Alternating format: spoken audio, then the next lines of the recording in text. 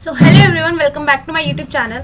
तो जैसे कि आप लोगों को पता है कि हम लोग एनसीईआरटी ज्योग्राफी की सीरीज़ को डिस्कस कर रहे हैं। तो आज हम लोगों का चैप्टर नंबर 1 जो क्लास 10th की ज्योग्राफी बुक थी, हम लोग चैप्टर नंबर 1 डिस्कस कर रहे थे। उसका नाम था रिसोर्सेज एंड डेवलपमेंट, यानी कि संसाधन और उसका विकास। ठीक है, तो हम लोग ऑलरेडी उसको 2 लेक्चर यानी कि 2 पार्ट में उसको हम कवर कर चुके हैं, लेकिन थर्ड पार्ट बचा था। मैंने आपको बोला था कि थर्ड पार्ट भी आएगा, तो आज हम थर्ड पार्ट डिस्कस करने जा रहे हैं। तो थर्ड पार्ट में बेसिकली क्या है, हम देखेंगे हमारी इंडिया में किस तरीके की मिट्टी पाई जाती है, कौन कौन सी मिट्टी पाई जाती है और किस रीजन में कैसी मिट्टी पाई जाती है। ठीक है, फिर उसके बाद हम लोग देखेंगे कि उन मिट्टी की सिग्निफिकेंस क्या है। सिग्निफिकेंस मतलब उनकी महत्वाकांक्षा। फिर उसके बाद हम लोग देखेंगे कि उस मिट्टी में ऐसा क्या मिलता है जिस वजह से उसके गुण ऐसे हैं। फिर हम लोग देखेंगे कि उसमें किस तरीके की जो फसल होती है वो किस तरीके से उग सकती है। ठीक है, कौन कौन सी तरीके की फसल जो है वहां पे उगाई जाती है। तो हम लोग स्टार्ट करते हैं। तो सबसे पहले आप लोग देखोगे कि आपको मैप दिखाई दे रहा होगा यहाँ पे अपनी इंडिया का, उसको देखो पहले ध्यान से। तो आपने देखा अपने इंडिया का मैप, इसमें क्या शो कर रहा है, इसमें लोकेशन दिखा रहा है कि किस तरीके की मिट्टी किस लोकेशन में ज्यादा पाई जाती है। ठीक है, तो हम देख सकते हैं कि सबसे ज्यादा मिट्टी जो है वो किस तरीके की पाई जा रही है। देखा जाए तो यहाँ पे किसी भी मिट्टी का डोमिनेंस नहीं है, लेकिन हर एरिया में अलग अलग मिट्टी का डोमिनेंस है। देखा जाए, देखो सुनो मेरी बात, जैसे हम ये कह सकते हैं कि पूरे भारत में देखा जाए तो प्रधानमंत्री मोदी जी हैं, उनका डोमिनेंस है।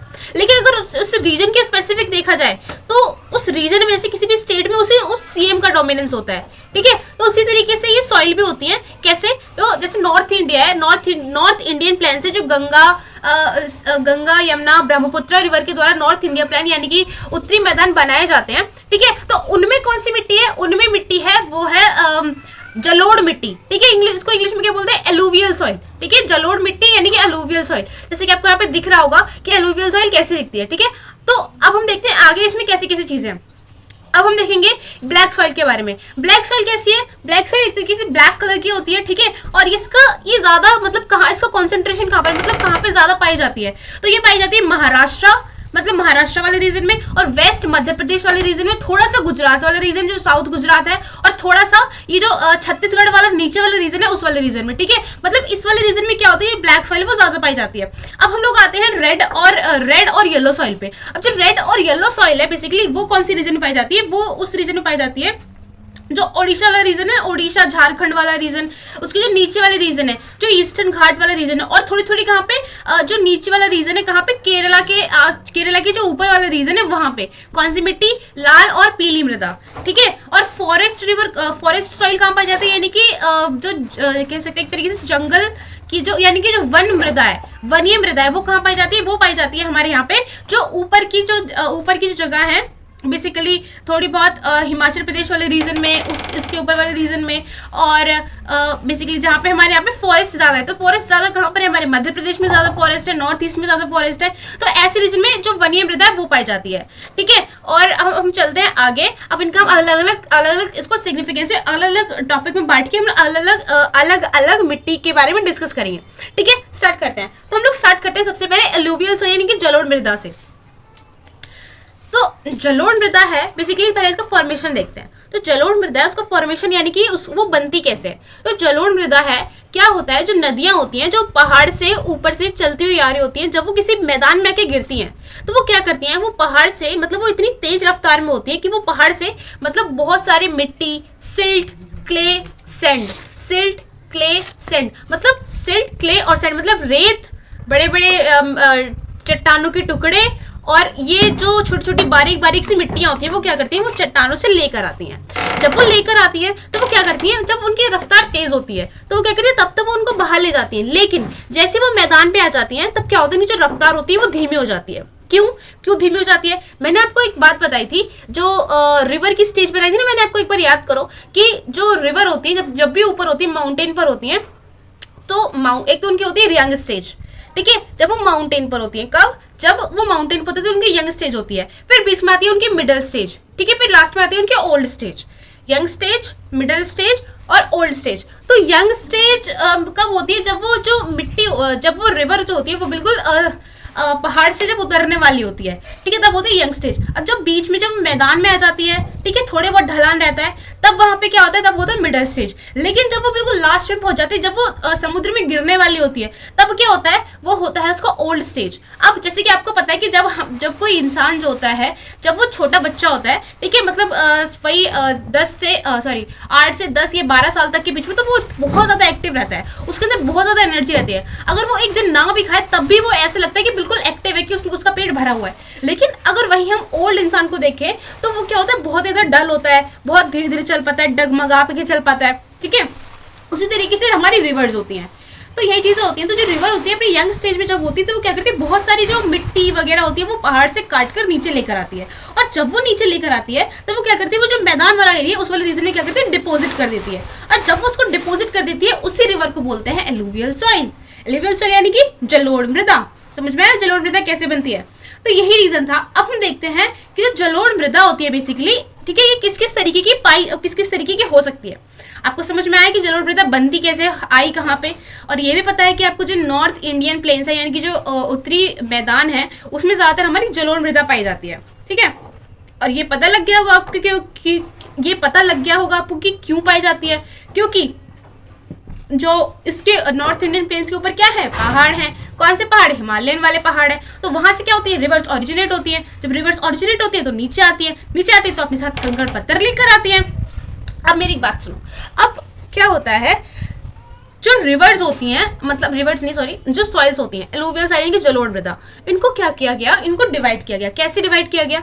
इनको डिवाइड किया गया इनके साइज के अकॉर्डिंग। किसके साइज के अकॉर्डिंग? अब सॉइल का क्या साइज होता है, रिवर जो सॉइल होती है, यानी कि जो मिट्टी होती है, मिट्टी में जो कंकड़ पत्थर होते हैं, उनके अकॉर्डिंग इन सॉइल को क्या किया गया, डिवाइड किया गया। किस सॉइल को? एलुवियल सॉइल को। कैसे?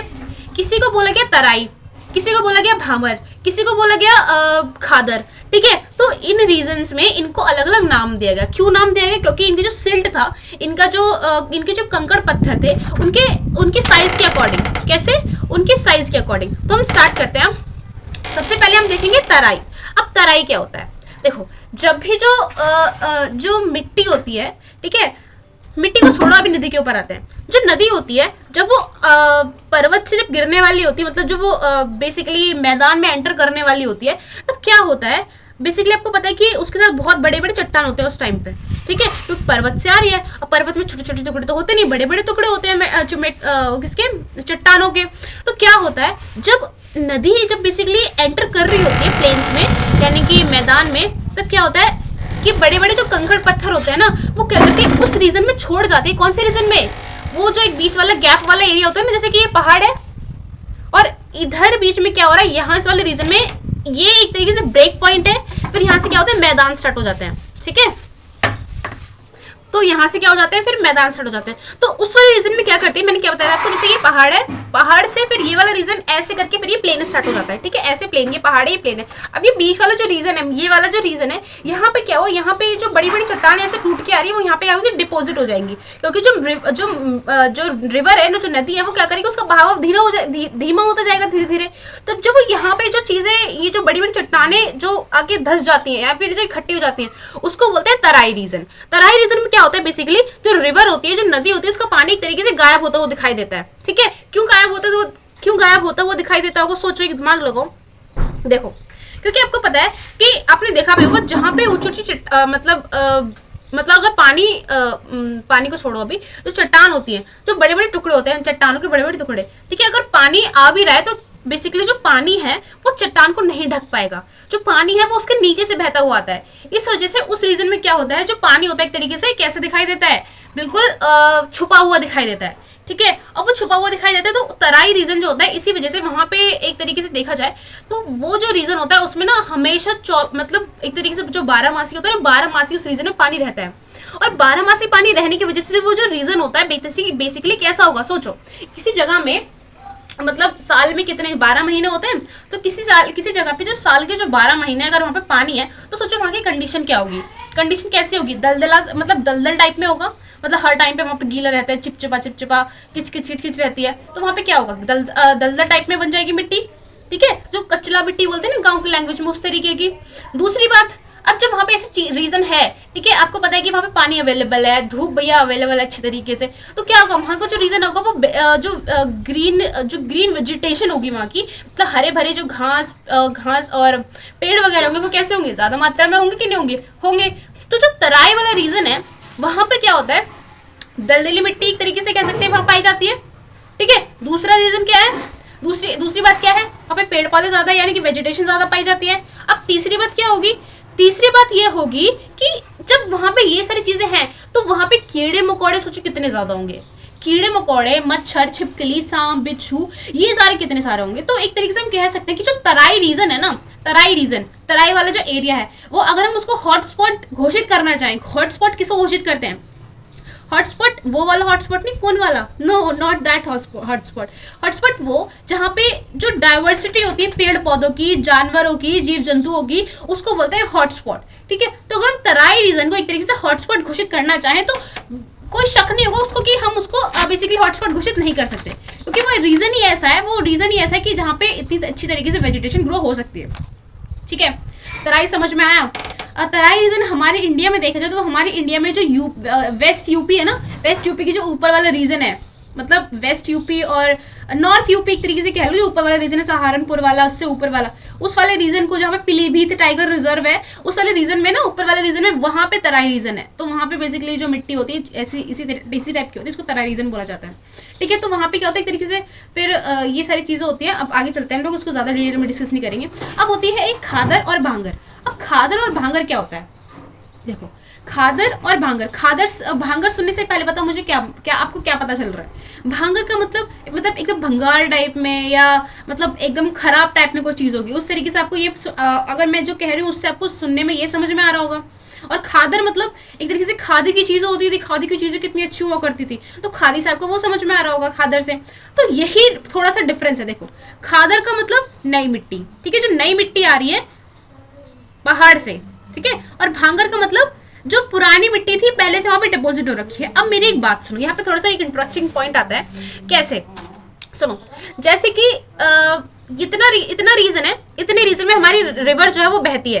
अब इतने रीजन में जो हमारी रिवर है वो बहती है, अब क्या हुआ अगली इस साल इतने से रीजन में हमारी जो रिवर है इतने से एरिया में हमारी बह रही है। अब अगली साल क्या हुआ, जो ग्लेशियर है वो ज्यादा पिघले, बारिश है वो ज्यादा हुई, तो क्या हुआ जो रिवर है वो इतने एरिया में बहने लगी। अब इतने एरिया में बहने लगी, अब सेकेंड ईयर क्या हुआ, तो मतलब नेक्स्ट ईयर क्या हुआ, जो रिवर है मतलब पानी कम आया तो फिर इतने में बहने लगी। तो क्या हुआ, जो इस वाले रीजन में इतना डिफरेंस आया, मतलब पहले रिवर इतनी थी, फिर इतनी, फिर इतने से फिर इतनी, मतलब जो ये वाला जो एरिया छूटा है इधर बीच वाला, उसमें क्या होगा, जो मिट्टी होगी वो पहले की होगी, क्योंकि यहाँ पे मिट्टी वापस नहीं हो पाएगी। लेकिन जो ये बीच वाला रीजन है इसमें मिट्टी क्या होगी, हर साल नहीं आती जाएगी। तो इससे आप क्या समझे, इससे यही समझे कि जो मेन कोर्स होता है ना, किसका, मेन कोर्स ऑफ रिवर, यानी कि जहां से रिवर मेनली बहती है, उस वाले रीजन में कैसी मिट्टी मिलेगी आपको, खादर वाली मिट्टी मिलेगी। जबकि जो उसका फ्लड प्लेन है, फ्लड प्लेन क्या होता है, जहां से रिवर बह सकती है, फ्लड प्लेन, जैसे कि आपका एरिया, जैसे कि आप खेत में जाते हो ना, तो खेत में कुछ हमारे खेत होते हैं और कुछ रिलेटिव्स, गांव में जब जाते हैं तो कुछ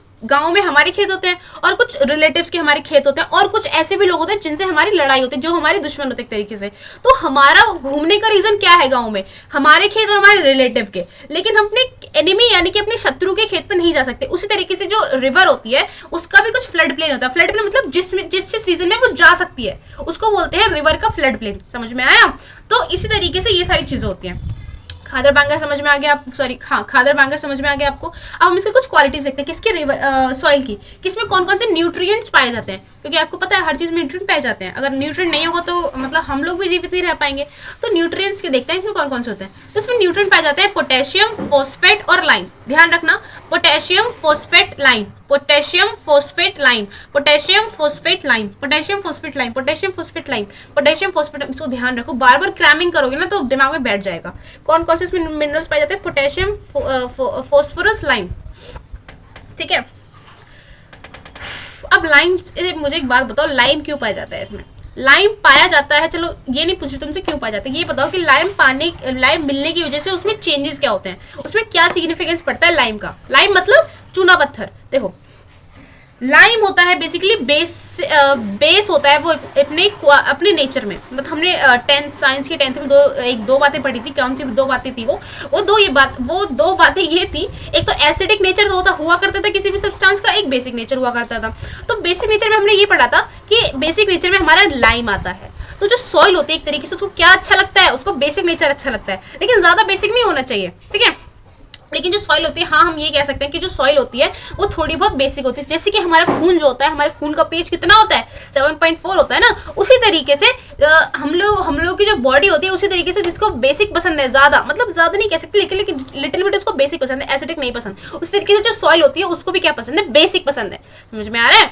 तो जो सॉइल बेसिक होती है थोड़ी बहुत क्वांटिटी में वो अच्छी सॉइल होती है। तो ये कहना था हमारा।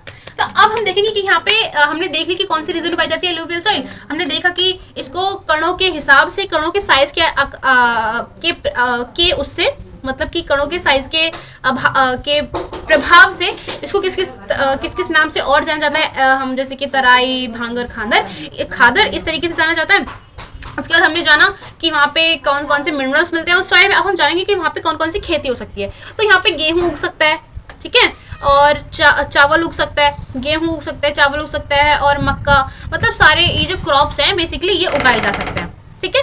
तो अब हम लोग आगे चलते हैं। आगे चलेंगे हम कुछ और चीजें देखेंगे जो आपकी बुक में मेन चीज दे रखी है। क्या चीज दे रखी है? वो दे रखी है द्वार, चाओस और द्वाब और चाउस, द्वाब और चाउस और तेरई रीजन आपको मैंने बता दिया। द्वाब और चाउस क्या होता है? द्वाब और चाउस ध्यान रखना। देखो सिंपल वही है जो तेराई बताया ना मैंने आपको, तराई रीजन, जो तराई रीजन बेसिकली वही है, सिंपल द्वाब और चौस। बस डिफरेंस ये है जो द्वाब होता है और जो चौस होता है, जो चौस जो भी बोला जाता है इसको, मेरे को प्रोनाउंसिएशन सही से नहीं पता। तो जो बेसिकली आपने द्वार सुना है, द्वार और द्वाब एक तरीके से। द्वाब तो वो होता है जो दो नदियों के बीच का रीजन होता है। द्वार क्या होता है? जैसे आपने हरिद्वार सुना है, हरिद्वार देहरादून, ठीक है। दून और द्वार ये इनका बेसिकली इनको नाम दिया गया है, हरिद्वार और देहरादून, लेकिन इनका कुछ स्पेसिफिक मीनिंग है किसका, द्वार का और द्वाब का। अब इनकी क्या मीनिंग है? द्वार और द्वाब का मीनिंग बेसिकली ये होता है, जब भी हम ऐसी मिट्टी, जब भी हम किसी पहाड़ से लेकर आ रहे हैं और उस पहाड़ से जस्ट हम उसके किनारे पे छोड़ के जा रहे हैं और आगे पहाड़ और आगे नीचे मैदान की तरफ बढ़ते जा रहे हैं, तो उस वाले रीजन में जो मिट्टी इस्टेब्लिश होती है ना, मिट्टी तो बेसिकली हम नहीं कहेंगे, वहाँ पे जो मिट्टी होती है थोड़ी बहुत होती है, बेसिकली वहाँ पे कंकड़ पत्थर ज़्यादा देखने को मिलेंगे। इसी वजह से जब आप हरिद्वार जाओगे तो हरिद्वार में देखना आपको कितने सारे कंकड़ पत्थर मिलते हैं। देखा है कभी? गया हरिद्वार, गंगा जी के पास जाना तो इतने सारे कंकड़ मिलते हैं, इतने सारे शेल्स मिलते हैं। हम लोग जब बचपन में जाते थे भैया, हम तो बहुत सारे इकट्ठे करते थे, है ना, बहुत अच्छा भी लगता था, तुम शांत। अब तो काफ़ी टाइम से जा नहीं पा रहे, कोई नहीं, फिर जाएंगे। वैसे अभी लाइफ कौन सा एंड होने जा रही है, फिर दोबारा से एंजॉय करेंगे वो सारे moments, but first we just have to do the hard work and then we will do the enjoy. Okay, so ये चीज़ें थी, इस वजह से उसको द्वार और दून बोला जाता है, ठीक है, समझ में आया? तो ये चीज़ें थी। अब हम लोग आगे चलते हैं, आगे चलेंगे, उसके बाद हम लोग सेकंड अपनी सॉइल डिस्कस करेंगे। सेकंड सॉइल मैंने आपको बताया था ब्लैक सॉइल थी। ब्लैक सॉइल देखते हैं। ब्लैक सॉइल पहले,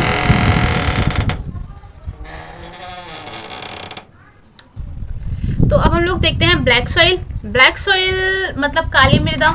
काली मृदा को और किसके नाम से जानते हैं? काली मृदा को हम जानते हैं रेगुर के नाम से, ठीक है। अब ये क्या है देखो, और पहले मुझे बताओ ये कहाँ कहाँ पाई जाती है? जो रेगुर मृदा है, जो काली मृदा है, वो कहाँ पे पाई जाती है? वो महाराष्ट्र वाले रीजन में पाई जाती है। और महाराष्ट्र वाले रीजन में क्यों पाई जाती है ये आपको पता है? क्यों? क्योंकि हमने सुना है कि जो बम्बई हाई है ना, बम्बई हाई, जहाँ से हमारे यहाँ पे पेट्रोल निकलता है, जहाँ से हमारे यहाँ पे पेट्रोलियम चीज़ें निकलती है, जहाँ से हमारे यहाँ पे गैस वगैरह निकाली जाती है, ठीक है। वहाँ पे क्या है, वहाँ पे हमें पता है कि काफ़ी साल पहले, मिलियंस ईयर्स एगो पहले, वहाँ पे विस्फोट हुआ करते थे। किस चीज़ के विस्फोट? ज्वालामुखी जो विस्फोट हुआ करते थे वो हुआ करते थे। अब उससे क्या हुआ, वहाँ के जो आसपास के जो पेड़ पौधे थे वो क्या हुआ, दब गए नीचे। जब दबे तो उसके बाद क्या हुआ, हम वहाँ पे क्या बने, फॉसिल फ्यूल्स बने। फॉसिल फ्यूल्स मतलब यही फॉसिल फ्यूल्स होते हैं जो पेट्रोलियम वगैरह जो होते हैं, इन्हीं को बोलते हैं फॉसिल फ्यूल्स। जब ये बने फिर क्या हुआ, हमें वहां से एक तरीके से क्या मिलने लगा, वहां से लाखों साल बाद हमें क्या मिला, फॉसिल फ्यूल्स वगैरह, सॉरी पेट्रोल और गैस वगैरह मिलने लगी। लेकिन अब आपने कभी सोचा कि उस टाइम पे जब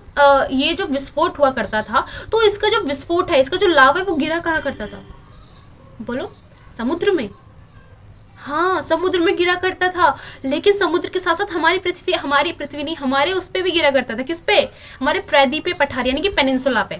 तो इसी वजह से जो साउथ की जो मिट्टी है ना, साउथ के कुछ रीजन की, कुछ आसपास की, मतलब महाराष्ट्र वाला रीजन जो है, बॉम्बई हाई वाला जो, मतलब ये नीचे वाला थोड़ा सा रीजन है, थोड़ा मध्य प्रदेश वाला रीजन है, बीच वाला, उस वाले रीजन में क्या मिलता है हमें? उस वाले रीजन में हमें मिलती है काली मिट्टी। काली मिट्टी किससे बनी होती है? लावा से बनी होती है, ठीक है, लावा से बनी होती है। लावा में बेसिकली क्या होता है? बसाल्ट। बसाल्ट क्या होता है? मैग्नीशियम और आई थिंक मैग्नीशियम और आयरन। मैग्नीशियम और आयरन का जो कॉम्बिनेशन होता है उसको बसाल्ट बोलते हैं, ठीक है। बेसिकली बेसिक होता है नेचर में ये। तो इसी वजह से वहाँ पे जो मिट्टी होती है वो कैसी पाई जाती है? ब्लैक मिट्टी। और इसको दूसरा नाम क्या है? जैसे मेरा दूसरा नाम क्या है? एक तो नाम आपको पता है नेहा, दूसरा नाम क्या है मेरा? सुजाता। ऐसे ही जो काली मिट्टी है, काली मिट्टी का नाम, भाई काली मिट्टी तो है ही, और रेगुलर मिट्टी भी है, रेगुलर मिट्टी तो है, ब्लैक सॉइल भी। सोचो उसको तो तीन नाम है। तो ये चीज़ें थी। अब हम देखते हैं कि इसमें क्या चीज़ें मिलती हैं, मतलब बेसिकली। तो बेसिकली पहले इसकी कुछ सिग्निफिकेंस देख लेते हैं। हमने देखा कि ये कहाँ मिलती हैं मिट्टी। अब इनके सिग्निफिकेंस देखते हैं। इनके सिग्निफिकेंस क्या है देखते हैं कि ये क्या होते हैं बेसिकली। इनकी जो मॉइस्चर क्वालिटी होती है ना, मतलब इनका मॉइस्चर लॉक करने की जो क्वालिटी होती है।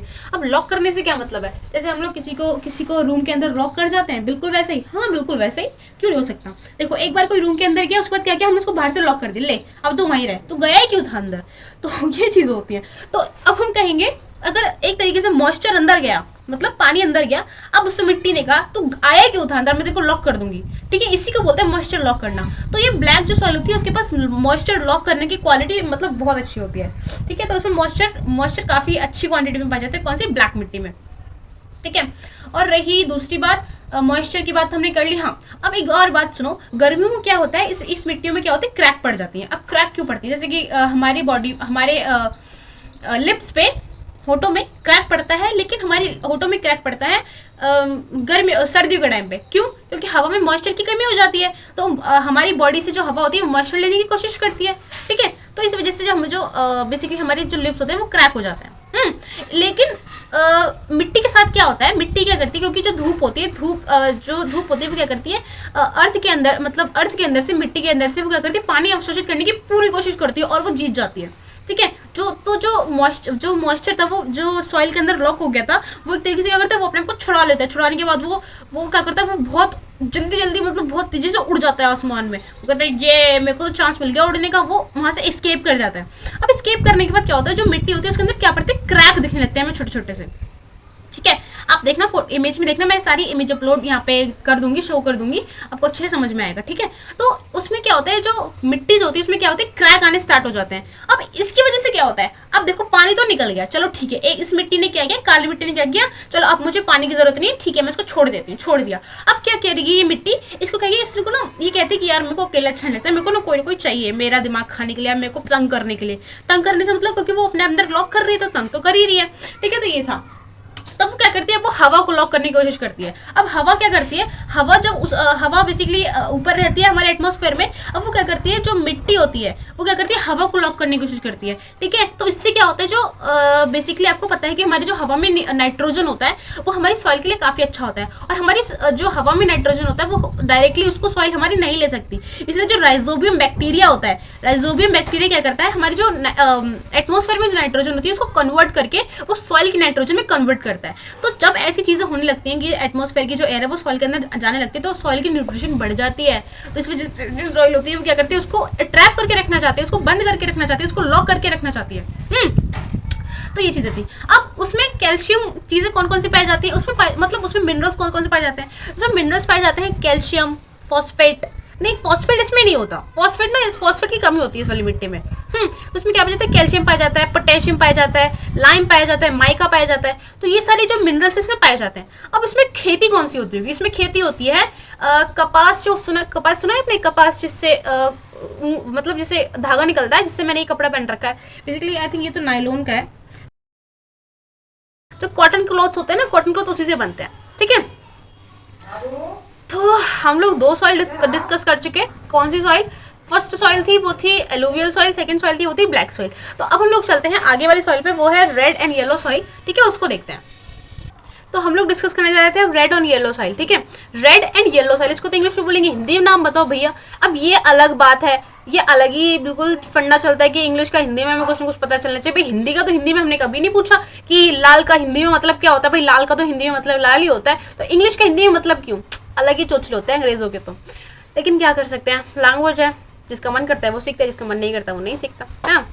छोड़ो उसको, आगे चलते हैं हम लोग। तो एक बात सुनो मेरी, red and yellow and red soil, ठीक है, इसका क्या सिग्निफिकेंस है और इसको हम कहाँ कहाँ पे पाई जाती है। ये मैंने आपको बताया, जो लाल और जो पीली मृदा होती है वो बेसिकली ओडिशा वाला जो रीजन है, ओडिशा यानी कि ईस्टर्न घाट वाला जो रीजन है, और थोड़ा सा जो कर्नाटक वाला रीजन है, कर्नाटका बेंगलुरु वाला रीजन, केरला से ऊपर वाला रीजन बताया था ना मैंने आपको, उस वाले रीजन में जो रेड सॉइल होती है, रेड एंड येलो सॉइल की मिलती है।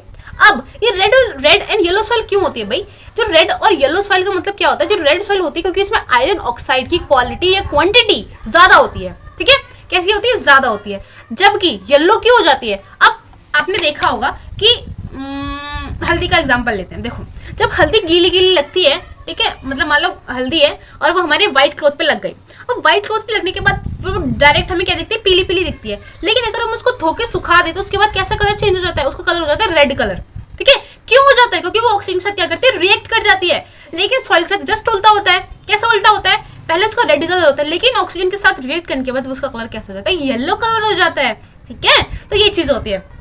अब रेड और येलो सॉइल की कुछ चीज़ें देखते हैं कि इसमें कौन सी क्रॉप्स बेसिकली प्रोड्यूस हो सकती हैं। तो इसमें कॉफ़ी वगैरह इजीली प्रोड्यूस हो सकती है, और मतलब क्रॉप्स जो होती हैं बेसिकली कैश क्रॉप्स, पता है? कैश क्रॉप्स वो क्रॉप्स होती है जिनको हम डायरेक्टली बेच सकते हैं और उनसे हमें डायरेक्टली पैसे मिल जाते हैं। अब कैश क्रॉप्स में कौन कौन से होते हैं? जैसे कि नील की खेती हो सकती है, ठीक है, गन्ने की खेती हो सकती है, ठीक है, ये सारी चीज़ें इसमें ज़्यादा होती हैं। तो अब हम लोग आगे चलते हैं। आगे कौन सी मिट्टी है? आगे मिट्टी है हमारी लेटराइट सॉइल। अब लेटराइट सॉइल बेसिकली होती है, लेटराइट का मतलब बताओ पहले क्या होता है? या लेटराइट मतलब ये नाम दिया गया है तो किस वजह से दिया गया है? तो लेटराइट सॉइल का मतलब बेसिकली इसको पहले कहाँ पे मिलती है? जो लेटराइट सॉइल होती है वो केरला वाले रीजन में मोस्टली पाई जाती है, ठीक है। जो लेटराइट सॉइल होती है इसका हिंदी में भी लेटराइट नाम होता है। भाई एक चीज अच्छी हो गई इसमें, तो लेटराइट सॉइल जो होती है इसमें ना एक लीचिंग प्रोसेस होती है। अब लीचिंग प्रोसेस का मतलब क्या होता है?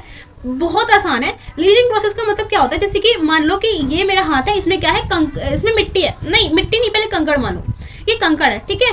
अब ये कंकड़ है, ये नीचे है, ठीक है, और जबकि ये मेरा हाथ है, ये क्या है? इसमें ऊपर मिट्टी है, क्या है? यहाँ पे मिट्टी है, सैंड है, ठीक है, क्ले है, ये सारी ऊपर है। लेकिन अब क्या हुआ? बारिश हुई, बारिश होने की वजह से क्या हुआ? ये जो मिट्टी है ये छनती गई, छन के क्या हुआ? ये इनके नीचे पहुंच गई। मतलब ये मेरा हाथ क्या है? ये कंकड़ पत्थर है। अब क्या हुआ? छन के क्या नीचे पहुंच गई। अब छनने के बाद क्या होता है? ये जो मिट्टी होती है इतनी अच्छी हो जाती है कि इसमें जो काजू की खेती होती है, काजू की जो खेती होती है वो काफी अच्छी क्वालिटी में हो सकती है, काफी अच्छी क्वांटिटी में हो सकती है। इस वजह से जो लेटराइट मृदा होती है वो किसके लिए अच्छी होती है? वो काजू के लिए अच्छी होती है। और ये कहाँ पे मिलती है? केरला वाले रीजन में मिलती है, ठीक है। और लीचिंग प्रोसेस इसमें होती है, तो लीचिंग प्रोसेस लेटराइट मृदा को अच्छा बना देती है। तो लीचिंग लेटराइट आपको सिमिलर नहीं लग रहा? थोड़ा ला ला से शुरू हो रहा है, तो ला, इस वजह से इसको हम याद कर सकते हैं, ठीक है। तो अब हम लोग आगे चलते हैं। आगे हम देखेंगे एरिड सॉइल। एरिड सॉइल कहाँ पे मिलती है? एरिड सॉइल का मतलब होता है सूखी मिट्टी। तो सूखी मिट्टी बताओ हमारे यहाँ पे कहाँ मिलती होगी? रेतीली मिट्टी, बंजर टाइप में मिट्टी कहाँ मिलती होगी? सोचो 5 मिनट दे रही हूँ आपको, तब तक मैं थोड़ा आराम कर लेती हूँ। मजाक कर रही थी, वैसे कौन सा थकी हूँ मैं, आधे घंटा तो हुआ है अभी, बहुत ज़्यादा बोल सकती हूँ मैं। तो हम लोग चलते हैं आगे। देखो, एरिड सॉइल यानी कि सूखी मिट्टी, ये कहाँ पे होती है? ये होती है हमारे डेजर्ट यानी कि राजस्थान वाले रीजन में, क्योंकि डेजर्ट हमारे राजस्थान में है ना भैया। और पाकिस्तान क्या उसको हमको भी पढ़ेंगे, वो खुद ही पढ़ेंगे, अपना खुद ही डील कर लेंगे, हम तो अपना पढ़ेंगे। तो राजस्थान वाले रीजन में क्या होता है? ये जो एरिड सॉइल होती है वो बेसिकली मिलती है। अब आपको पता है कि जो एरिड सॉइल होती है उसमें रेत वगैरह ज्यादा होती है, तो वहाँ की जो मॉइस्चर कॉन्टेंट होता है बहुत ही लो होता है, ठीक है। एक तरीके से देखा जाए तो राजस्थान में रहने वाले लोग क्या करते हैं, मतलब उनको ना एक तरीके से टैंकर आता है, मतलब वो उसको भर के रख लेते हैं। बेचारे नहाने धोने के लिए भी बहुत ज़्यादा नहीं नहा पाते, नहीं धो पाते, ठीक है। तो ये सारी उनको बहुत ज़्यादा दिक्कत रहती है। जबकि नॉर्थ इंडिया वाले, दिल्ली वाले देख लो भैया, पानी फैलाते हैं, इतना नाली में उड़ाते हैं। तो ये कुछ चीज़ें हैं ना, वही रिसोर्सेज का डिस्ट्रीब्यूशन सही नहीं है। अब ये है कि इंदिरा गांधी कैनाल थी, तो वहाँ से जो भाखड़ा नांगल प्रोजेक्ट था, वहाँ से एक नहर मोड़ दी गई राजस्थान में, तो उसकी वजह से जो ईस्टर्न राजस्थान है वो भैया थोड़ा समृद्ध हो गया है, तो वहाँ पे खेती थोड़ी अच्छी हो गई है। लेकिन हम तो ये कहते हैं कि मतलब जो नॉर्थ वाला रीजन है ना, मतलब ये यूपी वाला, दिल्ली वाला, हरियाणा वाला, तो यहाँ से ना पानी थोड़ा बहुत ट्रांसफर करना चाहिए साउथ इंडिया में और ये राजस्थान वाले रीजन में भैया करना चाहिए। क्योंकि अगर देखो राजस्थान का एरिया जितना बड़ा है ना उतनी ही कम पॉपुलेशन इसमें रहती है, और दिल्ली का एरिया जितना छोटा है ना उतनी ज़्यादा पॉपुलेशन इसमें रहती है। तो वही होता है ना कि क्या कर सकते हैं कि रहना तो है, अब कैसे भी रहो, वही वाली कंडीशन है। तो एरिड जो सॉइल होती है वो यही होती है। एरिड सॉइल को हिंदी में शुष्क सॉइल कहते हैं। और यहाँ पे जो एरिड सॉइल होती है उसमें कौन कौन से पौधे पाए जाते हैं आपको बता रखे हैं मैंने। कैक्टाई पाई जाती है और अकाशिया पाई जाती है, पाम के पेड़ पाए जाते हैं, ठीक है। पाम मतलब तेल भी आता है ना इसका, ताड़ का तेल, तो वो पाए जाते हैं, ठीक है। खजूर का, ये सारी चीज़ें इसमें पाई जाती हैं। मॉइस्चर कंटेंट बहुत कम होता है, ठीक है। तो अब हम लोग आगे चलते हैं। और राजस्थान वाले एरिया में पता है आपको वहाँ मिलते हैं ह्यूमस बहुत ज़्यादा कम होता है। हाँ, ह्यूमस वगैरह, ह्यूमस इसके सॉइल, जो सॉइल होती है उसको कुछ सॉइल प्रोफाइल होती है। सॉइल प्रोफाइल मतलब सॉइल दिखती कैसे है। ऊपर सबसे ऊपर जो लेयर होती है सॉइल की, सबसे ऊपर वाली लेयर उसको बोलते हैं ह्यूमस। ह्यूमस यानी कि एक तरीके से उसको बोलेंगे, ह्यूमस होता है जो ऑर्गेनिक चीज़ों से बनी होती है। ऑर्गेनिक चीज़ें मतलब जो ऑर्गेनिक चीजें वो होती है जो कार्बन और हाइड्रोजन से मिलकर बनी होती है, ठीक है। अब हमारा शरीर है वो किससे मिलकर बना है, कार्बन से मिलकर बना है भैया। हर चीज में कार्बन है, हर चीज में कार्बन है, ठीक है। तो जो पेड़ पौधे उसमें कार्बन है। तो जब भी पेड़ पौधा, जब भी कोई गल सड़के या फिर किसी भी तरीके से जब वो धरती पे गिर जाता है, धरती पे गिरने के बाद क्या होता है, वो सड़ना स्टार्ट करता है। सड़ने के बाद क्या होता है, वो धरती में मिलना स्टार्ट करता है। ऐसे जानवर के साथ होता है, ऐसे इंसानों के साथ होता है। तो उसको बोलते हैं ऑर्गेनिक मटेरियल। तो ऑर्गेनिक मटेरियल जब अर्थ में बेसिकली बहुत नीचे तक नहीं जा पाता, ठीक है। अगर बहुत नीचे तक जाएगा तो वो फॉसिल फ्यूल बन जाएगा। तो क्या होता है, वो ऊपर ही रह जाता है। ऊपर ओके, जब वो डिसइंटीग्रेट हो जाता है सॉइल में तो वो क्या बनाता है, वो ह्यूमस बनाता है, यानी कि ऑर्गेनिक मटेरियल बनता है, उसको बोलते हैं ह्यूमस। तो ह्यूमस जो होती है, ह्यूमस ऊपर की टॉप लेयर होती है, वो क्या होती है, बहुत ही ज़्यादा प्रोडक्टिव और बहुत ही ज़्यादा अच्छी होती है। किस चीज़ के लिए, खेती बाड़ी के लिए और सॉइल की फर्टिलिटी के लिए। तो ये चीज़ होती है। तो अब हम लोग देखेंगे फॉरेस्ट सॉइल यानी कि वनीय मृदा। वनीय मृदा कैसे होती है, नॉर्मली होती है कि वहाँ पे जो पेड़ पौधे होते हैं उसकी क्वांटिटी उसके लिए अच्छे होते हैं, ठीक है। और जो सॉइल होती है बेसिकली उसमें उतनी ही क्वांटिटी में पत्थर कंकड़ पाए जाते हैं और उतनी क्वांटिटी में सॉइल पाई जाती है। उनका मॉइस्चर कंटेंट अच्छा होता है, ठीक है। पेड़ पौधे अच्छे से ग्रो हो पाते हैं वहाँ पे सॉइल की जो मिनरल्स होते हैं बहुत अच्छी क्वालिटी में मिलते हैं, बहुत अच्छी क्वांटिटी में मिलते हैं। क्यों? क्योंकि वहाँ पे जो नाइट्रोजन को प्रॉपर मिल जाती है, क्योंकि वहाँ पे पेड़ पौधे नाइट्रोजन लेते हैं, ठीक है। एटमॉस्फेयर में नाइट्रोजन इतनी ज़्यादा, तो वहाँ से उसको एब्जॉर्ब करके वो अपना काम चला देते हैं। तो हम लोग आगे चलते हैं कि सॉइल का इरोजन कैसे कैसे होता है, ठीक है। उसको हम थोड़े से कंजर्वेशन मेथड देख लेंगे कि कंजर्वेशन मेथड कैसे होता है। बाकी हम लोग अपनी जो इंडिया में सॉइल मिलते हैं वो हम कवर कर चुके हैं, ठीक है। तो आगे देखते हैं वो है क्या है कि सॉइल का इरोजन कैसा होता है। सॉइल का इरोजन यानी कि सॉइल का घटन कैसे होता है। तो इसके कुछ रीजंस है, कुछ बहुत ही मेन रीजन है। सबसे पहला रीजन है डिफोरेस्टेशन। डिफोरेस्टेशन मतलब वृक्षों को उनकी जगह से हटाना। वृक्षों को एक जगह से हटा के दूसरी जगह, मतलब लगा ही नहीं रहे भैया, एक जगह से हटा के दूसरी जगह क्या वो अपने घर में ही लगा रहे हैं ना। घर में क्या कर रहे हैं, अपना गेट बना रहे हैं, सोफा बना रहे हैं, जो भी उनका मन कर रहा है वो बना रहे हैं। वो तो सोच ही नहीं रहे कि भाई कैसे कह सकते हैं उसको, सॉइल इरोजन भी हो रहा है। वो तो सोच ही नहीं रहे कि क्लाइमेट चेंज हो रहा है। वो तो सोच ही नहीं रहे कि हमारी धरती माता दुखी हो रही है। वो तो सोच नहीं रहे कि हमारी धरती माता रो रही है। वो तो सोच ही नहीं रहे किसी के बारे में। वो तो ये भी नहीं सोच रहे कि अगर ऐसा ही करते रहे तो वो कुछ साल बाद वो खुद भी नहीं रहेंगे। वो तो ये सोच नहीं रहे, वो सिर्फ प्रेजेंट की चीजें देख रहे हैं, ठीक है। ये बात अलग है कि अगर कोई एग्जाम होता है तो हमें प्रेजेंट के सिनेरियो में उसको लेके चलना चाहिए। जैसे यूपीएससी एग्जाम में उसमें जो एथिक्स के पेपर जो आते हैं ना, एथिक्स की जो एग्जाम्स आते हैं, जो क्वेश्चन पेपर आते हैं, तो उसमें क्या होता है, हमें प्रेजेंट का सिनेरियो लेके चलना होता है, ना कि फ्यूचर का गोल लेके चलना होता है। लेकिन उसी के साथ साथ हमें क्या करना होता है, जो हमारी निजी लाइफ है ना, जो आजकल की लाइफ है, उसमें हमें प्रेजेंट के साथ साथ चलते चलते हमें फ्यूचर के बारे में भी सोचना होता है। इसी को बोलते हैं सस्टेनेबल डेवलपमेंट। सस्टेनेबल डेवलपमेंट मैंने आपको बताया था, कौन सी रिपोर्ट से आया था, बताओ जल्दी बताओ। ब्रेंडलैंड कमीशन रिपोर्ट है ना, ब्रेंडलैंड कमीशन रिपोर्ट आई थिंक 1991 में आई थी वो। ये भाई सन ध्यान नहीं है मेरे को, तो ये आप बताना मेरे को, मैं सही बताई गलत बताई। तो आगे चलते हैं हम लोग। तो ये होता है, मतलब सॉइल डिफोरेस्टेशन की वजह से सॉइल का इरोजन होता है, हेवी रेन की वजह से होता है, और मतलब रिवर की हाई फ्लो होता है उसकी वजह से होता है, फ्लड की वजह से होता है, ठीक है। इन सारी रीजन की वजह से क्या होता है, सॉइल का इरोजन। तो माइनिंग करते हैं हम लोग, माइनिंग की वजह से होता है, अर्थक्वेक की वजह से होता है सॉइल का इरोजन। देखो सॉइल का इरोजन ये मत समझना कि पूरी सॉइल हट जा रही है, नहीं। सॉइल का इरोजन ये है कि सॉइल की जो अपर मोस्ट लेयर है ना, जो टॉप सॉइल लेयर है, टॉप मोस्ट लेयर मतलब जो भाई प्रोडक्टिव लेयर है, जो प्रोडक्टिव नहीं होगा हम उसको क्या करेंगे, वो चाहे गले, चाहे मरे, चाहे कुछ भी करे। जैसे हमारे यहाँ पे कोई बेसिकली मैं ऐसा एग्जांपल नहीं देना चाहूँगी, चलो मेरे तो में कुछ और ही आ रहा था, तो छोड़ो इस वाले एग्जांपल को। जैसे कि चलो कुछ और एग्जांपल लेते हैं। जैसे कि कोई बंदा है बहुत प्रोडक्टिव है अपनी फैमिली के लिए, मतलब वो कमा के दे रहा है उसको, है ना, और वो क्या कर रहा है, मतलब वो एक ही रीढ़ है अपनी, एक तरीके से बोलते हैं ना तुम, ये हमारी फैमिली की रीढ़ है, मतलब बैकबोन है, तो वो एक ही बंदा है, वो बैकबोन है अपनी फैमिली में, 4-5 फैमिली मेंबर्स है। अब क्या हुआ कि उस बंदे को मतलब उसकी तबीयत खराब हो जाए, अब क्या होगा, वो बंदा बेचारा मान लो कि 1-2 हफ्ते तक अपने काम पर नहीं जा पाएगा। अब नहीं जा पाएगा तो क्या होगा, उस फैमिली की जो कमर है मतलब वो टूटनी स्टार्ट हो जाएगी, मतलब वो सोचेंगे कि हमारे पास पैसे कहाँ से आएंगे, ये क्या होगा, वो क्या होगा। तो इसी तरीके से क्या होता है, जब, तो कहने का मतलब ये है कि अगर जो हमारी नीचे की जो लेयर्स हैं जो हमारे लिए बिल्कुल प्रोडक्टिव नहीं है, अगर वो हमारे लिए खराब हो रही है तो हमें कोई इसका, हमें दुख नहीं होना चाहिए। लेकिन जो टॉप मोस्ट लेयर है जो हमें कुछ जो प्रोडक्टिव है, मतलब जो हमें हमारी क्रॉप्स को बनाने में हमारी ज़रूरत पूरी कर रही है, जो पेड़ों को ग्रो करवाने में हमारी हेल्प कर रही है, तो अगर वो वाली लेयर अगर हट जाएगी, सॉइल की वो वाली लेयर हट जाएगी, तो हम लोग क्या हो जाएंगे, अनप्रोडक्टिव हो जाएंगे। फिर वो चीज़ें कैसी हो जाएंगी, फिर हम लोगों को दुख होगा। इस तरीके से अगर हम सेम तरीके से डिजास्टर मतलब आपदा मतलब सोचो जैसे कि ऐसे कोई सुनसान आइलैंड है, वहाँ पे कोई रहता नहीं, अगर वहाँ पे क्या हो रहा है, वहाँ पे भूकंप आ रहा है और वहाँ पे क्या हो रहा है, बिल्कुल तहस नहस चीज़ हो रही है, तो हमें उससे कुछ फर्क पड़ रहा है, हमें नहीं पड़ रहा, वो हमारे लिए आपदा है ही नहीं। क्यों, आपदा वो तब बनती है जब किसी की जान माल को हानि होती है, ठीक है। तो इसी तरीके से होता है, जब टॉप सॉइल अगर हानि होती है ना, टॉप सॉइल को कुछ दिक्कत होती है, तब हमें प्रॉब्लम होनी चाहिए, वरना हमें प्रॉब्लम नहीं होती। उसी को बोलते हैं सॉइल इरोजन, समझे।